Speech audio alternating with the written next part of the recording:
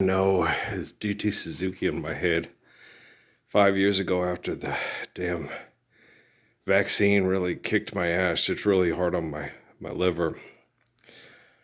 Uh, it's gonna be uncomfortable until that alleviates and I get it out. And the only way to get it out is to, um, detox to the best of my ability, given my relative conditions, and exercise to help the detoxing process. And of course, I always have the windows open and I try to go outside and be comfortable outside. It's wintertime. Maybe I should once they harvest, I'll shoot more baskets and stuff outside so I get sun while I'm shooting. Right now, I open up the doors to the barn and ventilate it and shoot in there because the crops, I don't want to, cause harm to the crops with the basketball. So it'd probably take about another month. Then I'll be feeling even better because I'll be getting more sun. But in the meantime, I just got to tough through it. They can program people like they program a video game, and they can't get them to do anything they don't want to do. All right. And if people want to engage in cash cropping that sprays poison around my house and keep doing it, even if I ask them not to, that's whatever the U.S. government and the Pentagon and the military and all your heroes are going to do. Okay. And, with me, they offered me alternatives. I don't know if they were, it seemed pretty serious, but I don't know for sure. It could just be assholes playing jokes on me or something, offering me a membership on Messenger in the Temple Set Illuminati. And I said no. And no, I'm not going to join a group of people that killed my mother for cancer treatment and sexually manipulated and assaulted my wives and affecting my children. No, the children, no, I'm not going to. Okay. I'm not going to join your group for money. Okay, I will not do that. I told them, man, I'm going to, it's the Lord's Prayer, life's eternal, grace is infinite. What did John do? What did Jesus do, And what did Pascal say? What did Pascal do? So, I'm not going to do what these people, everybody has a price. Life's eternal and grace is infinite. The glory of grace does not put a price on my life. Okay. The glory of grace, there are natural laws required to sustain our lives and to obey and love and, and stuff. So, I'm not like these crazy fucking people on TV. And they're assholes. And they're all assholes, left and right, like Rockefeller said. They'll gladly kill over me and my grandpa's money and watch you and your Jesus die, Parsons. Catholic Social Services, Salvation Army, Mormon Church, liberals, conservatives, it doesn't matter. That, Escobar lady, they want it, they don't want it to be a fair competition. Okay, they're all most of them are supposed to be Catholics and be all excited when that dumb asshole comes up here that the drug dealers erect statues to in Juarez. Okay, and we're all supposed to live the Lord's Prayer. What does he say? Compete like hell over money for brothling. What does he say? Fight like hell for money to hold the Fust hostage so you can be richer than the poor. Where does he say that, assholes? Okay? Your books aren't perfect, but they're way the fuck better than any of you assholes, especially the Pope and the bishop and the president of the Mormon Church. Okay? Crock of shit, lying ass, murdering assholes. Okay? And you can't say you're not. Okay?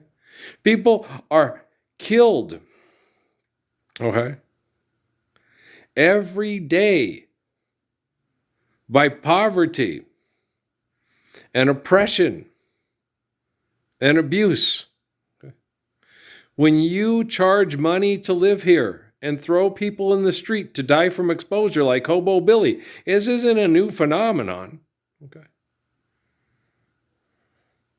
The man who sang that song died from tuberculosis because he was poor, and he started singing those songs to entertain his fellow poor people while he was working as in mines and in the railroad tracks and stuff. Which is that kind of job is back in that day, if all that it was harsh and it would kill you sooner than later, just like coal mining. What happened to Loretta Lynn's father? Okay, so you guys are horrible. My dad quit and the whole basketball thing. Yeah, he's probably tough enough and has a good enough immune system, but you have to do what you think is right for you at the time. And you can't assume that Coach Santos is going to play Earl and he's going to get a scholarship to Montana or Idaho or Eastern Washington. You can't assume that's going to happen. You just got to try your best. And when you get put in a real bad situation, which is arc welding in an aluminum factory that kills people, through the chemicals and the toxins, you got to get up and you got to try to do something else. And he went to Wyoming. It was cold as hell and horrible there, which I probably, we've gone to Kelly Walsh and played there too. But we went down to Cruces. He wasn't thinking that, I was going to come here and run into two of the worst Bobby Knight type disciple assholes in the history of the United States coaching at Mayfield and Cruces, and we're good buddies. And then we went to Phoenix. Mom looked for the best new place we could afford in a nicer area where it wasn't criminal and, poor and, and racist. And it was, I ran into the same problems everywhere we went. Okay.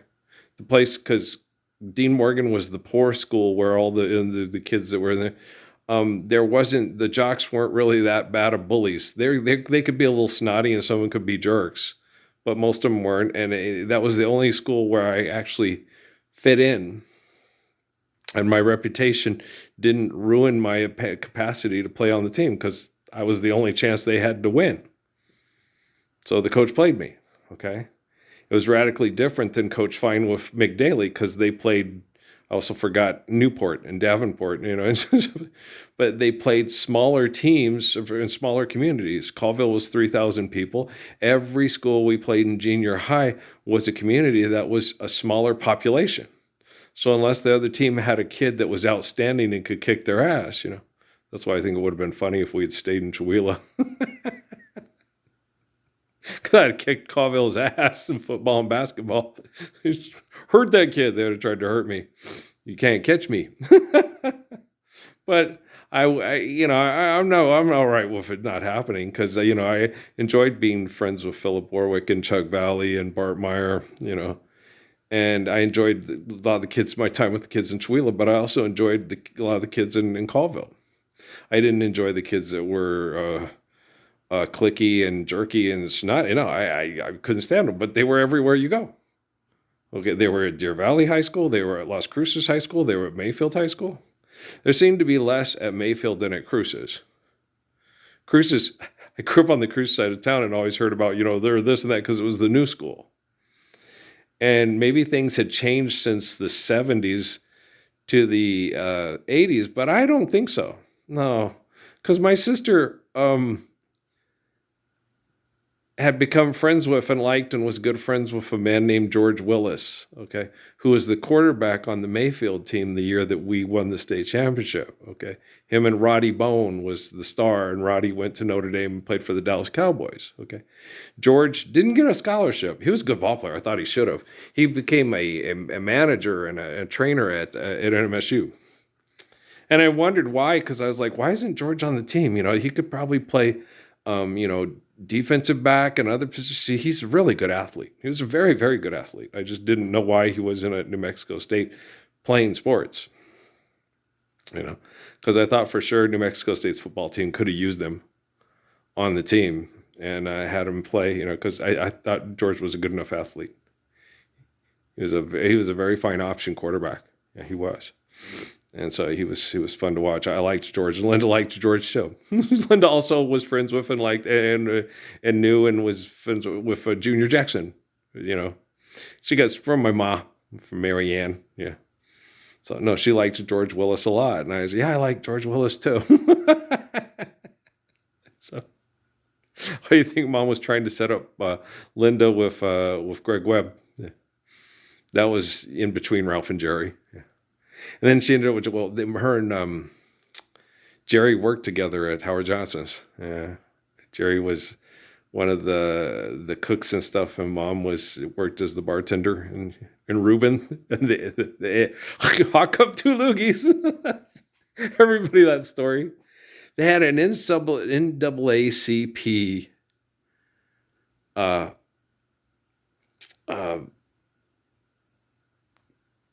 thing at the Howard Johnson's here in town back in the 70s. Okay.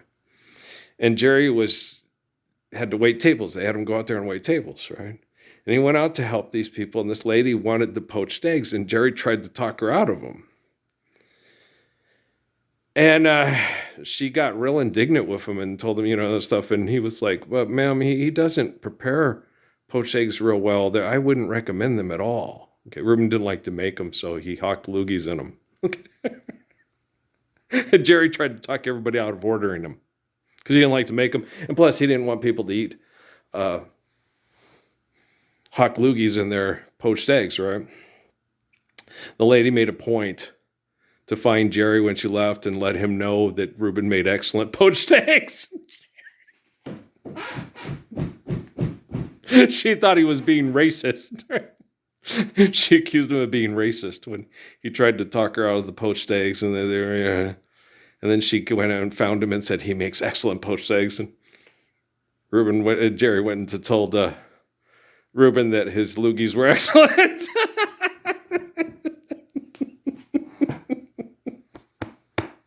You ate Minnie's shit. Okay. It's funny. I don't care what you guys say. It's funny. Oh, Jerry told me that story. I was like, you're kidding. He goes, no, you can't. It's life's stranger than fiction. You can't make this shit up. Like, oh my gosh. Yeah. We used to get in all kinds of trouble with the Howard Johnsons. Yeah. Me and Carl Cunningham went and took the back off of the pinball machine in the pool table lounge thing, and you could walk in there. We were always on that pool table machine because we took the back off of it so you could sit there and ring up as many games as you wanted. No quarters. These kids are in here playing all the time. They must be pinball wizards. Yeah. We got a quarter, and we were able to take the quarter and take the screws off the back of the pinball machine and take the panel off the back, and then you could screw it back in. So you could loosen it and get the back out. Somebody talked. Yeah. Well, of course, I think they probably noticed because it wasn't making any money, and we were playing it all the time. Well, the thing is, you had to come in, and we'd put a quarter in, okay, so as not to attract attention. And you put one quarter in, and then you could just keep doing the thing. You could play for hours. It was fun. Yeah. He's the pinball wizard. But other people found out about it, and our pinball fun was gone. In fact, our pal is doomed. Yeah, no, it only lasted for about 3 or 4 days. But it was pretty fun for 4 days. I like playing pinball. Anybody else like playing pinball? It was pretty fun, right? And that machine had a thing where it would go right down the middle of the tank, but you could just start again. Can we start again, please? Well, yes, we took the back off the pinball machine, so we'll ring up another 10 games or so. It is kind of fun. I like playing pinball, especially when I don't have any quarters. We used a quarter to take the panel off the back. Okay. It was funny. I bet you the people at Speaking Rock Casino wouldn't like that. We got a pelican. Old Carl Cunningham. It was funny. Yeah, criminals. If you guys want to call us that. We're just a bunch of kids trying to have a good time in this hell. And all this time, the Mormon church is sitting there, monitoring and watching my whole life. And the Cunningham family, when I went to Cunningham House, that was like listening to Richard Pryor records and Joe Tex, watching Uptown Saturday Night with Mrs. Cunningham in the room. You had the biggest butt. She didn't have the biggest butt. Mrs. Cunningham had a bigger butt than Sonny Porter, his wife, on that thing. Yeah. I think if they were going to cast somebody for that role, they should have cast some woman, with that butt, that big old butt. They should have had somebody, yay. They should have had a woman with, a butt. Because black women didn't start having them butts that was like, damn, that girl got a big old, but Rocky, when we dated, it was 1986, I think it was, and she had a double dinner tray booty. Janet Jackson, when she was in her prime, when she had kind of a double, because that's what old Buddy told me. You like the double dinner tray booties? Yeah. Yes, I do. I don't see it as double dinner tray, but I see it as a nice ripe apple with it's absolutely gorgeous. When it's snow, serious snow. Yeah, No. I couldn't help myself. I was a male who enjoys reproduction with females. Yeah. I kind of, yeah, it's hard. Amy gets down on me. It's because you're not, I'm trying, Aim. I'm tired. I'm too tired to think about it. Yeah, I'll get through. I'll make it through. I'm just doing like that Australian movie, like my UFO sex. I don't know. I'll survive. You know. If I was Tom Homan and Donald Trump and Joe Biden and Pope Leo and Pope Francis's benefactors and stuff, I'd be more concerned about what's happening with me than what's happening with themselves. Yeah. I'd be more concerned about what's happening on this YouTube channel than what's happening in those little noggins of theirs. Yeah. Uh-huh. Well, I am the fulfillment of books that people have read out loud for their children to live world peace and freedom and love for almost 2,000 years. My life story is at the end of that book, and theirs ain't. So I'd be more concerned about what's happening here than what's happening between your ears. Okay, I love you. All right, peace.